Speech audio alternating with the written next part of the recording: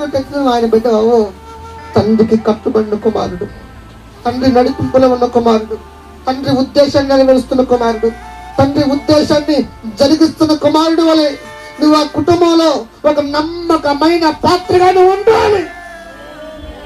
నమ్మకత్వాన్ని నువ్వు నిరూపించుకోవాలి, నమ్మకత్వాన్ని నువ్వు వహించాలి. ఆ నమ్మకత్వాన్ని పట్టుకునే నమ్మకాన్ని నువ్వు పుట్టించుకోవాలి. స్తోత్రం గట్టిగా.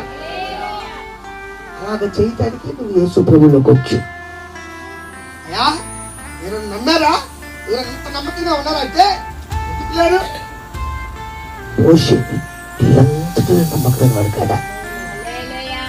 మీరు గమనించండి, మీరు అచ్చ యేసయ్యలాగే ఉండండి అంటారు, లేదా అచ్చ తండ్రిలాగే ఉండండి అంటారు. ఇక్కడ చూడు, మోషేలాగా నేనున్నట్టు. చెప్పండి గట్టిగా. మోషే ఎలాగుందో నేను కూడా అలాగున్నా అంటున్నారు.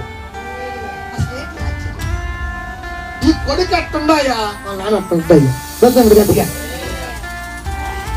ఈ విశ్వాసి ఎట్టుందో అదే ప్రకారంగా యేసయ్య కూడా అంతే ఉంటాడు.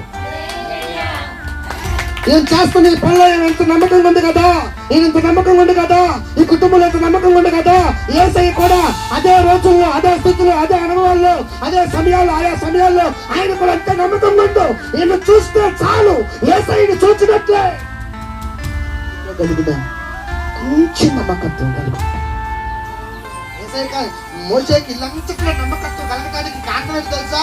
ఒక్కసారి ఊడిపల్లా ఆయన ఒక్కొక్క మెట్టు తగ్గించుకొని ఎక్కటం ద్వారా ఆ స్థానానికి వచ్చిండు.